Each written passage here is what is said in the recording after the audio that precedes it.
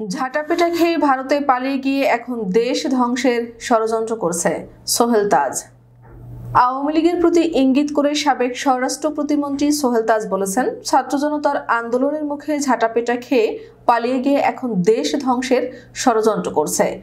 বৃহস্পতিবার সকালে তার ভেরিফাইড ফেসবুক পেজের এক পোস্টে তিনি এসব কথা লিখেন।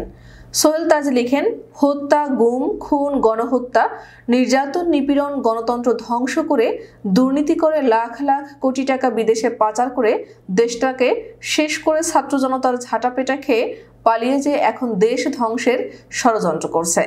সোহেল তাজ আরও লিখেছেন, কত বড় নির্লজ্জ বেহায়া হলে দেশটাকে এক মুহূর্তের জন্য শান্তিতে থাকতে দেবে না।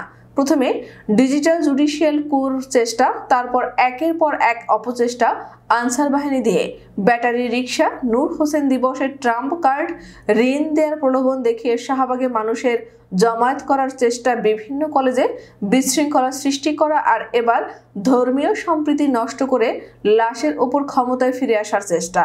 স্ট্যাটাসে আওয়ামী লীগের নানা অনিয়ম, দুর্নীতি ও দেশ বিরোধ ষড়যন্ত্রের কিছু কার্ড শেয়ার করেন তিনি। এছাড়া স্ট্যাটাসে মুক্তিযোদ্ধা মতিউর রহমান রেন্টুর লেখা আমার ফাঁসি চাই ও অন্তরালে হত্যাকারী প্রধানমন্ত্রী বই পড়ার অনুরোধ করেন তিনি। পোস্টের শেষ অংশে সোহেল তাজ আরও বলেন, নীতি আদর্শ বিচ্যুত খারাপ মানুষের প্রশংসা আমার প্রয়োজন নেই, আমি আপনাদেরকে চিনি।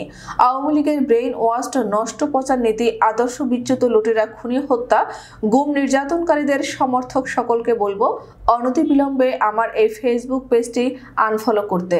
আর অনুরোধ থাকবে নিজের বিবেককে জাগিয়ে আত্ম উপলব্ধি, আত্মসমালোচনা করে অনুশোচনা করার। 5 আগস্ট ছাত্র জনতার অভ্যুত্থানের মুখে দেশ থেকে পালিয়ে ভারতে অবস্থান করছেন শেখ হাসিনা। সেই সঙ্গে দেশ ছেড়ে বিভিন্ন দেশে পালিয়ে আছেন আওয়ামী লীগের অনেক নেতাও।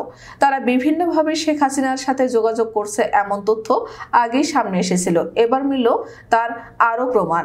সোমবার নেদারল্যান্ডের হেগে আন্তর্জাতিক ন্যায় বিচার আদালতের সামনে বিক্ষোভ করে সর্ব আওয়ামী লীগের নেতারা। ওই বিক্ষোভের সময় টেলিকনফারেন্সে বক্তব্য রাখেন ভারতে পলাতক শেখ হাসিনা। তারা দাবি করছে বিক্ষোভের পর অন্তর্বর্তী সরকারের বিরুদ্ধে একটি অভিযোগপত্র দাখিল করেছে। এর আগেও শেখ হাসিনার বেশ কয়েকটি কল রেকর্ড ফাঁস হয়েছে, যেখানে নেতাকর্মীদের উস্কে দেন তিনি, যা স্পষ্ট শোনা যায়।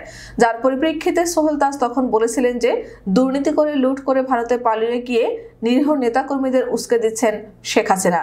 ওই বিক্ষোভে উপস্থিত ছিলেন সর্ব ইউরোপিয়ান আওয়ামী লীগের সভাপতি এম নজরুল ইসলাম, সাধারণ সম্পাদক মুজিবুর রহমান, যুক্তরাজ্য আওয়ামী লীগের যুগ্ম সাধারণ সম্পাদক ও সিলেট সিটি কর্পোরেশনের সাবেক ও পলাতক মেয়র আনোয়ারুজ্জামান চৌধুরী, নেদারল্যান্ডস আওয়ামী লীগ নেতা মোস্তফা জামান ও মুরাদ খান প্রমুখ।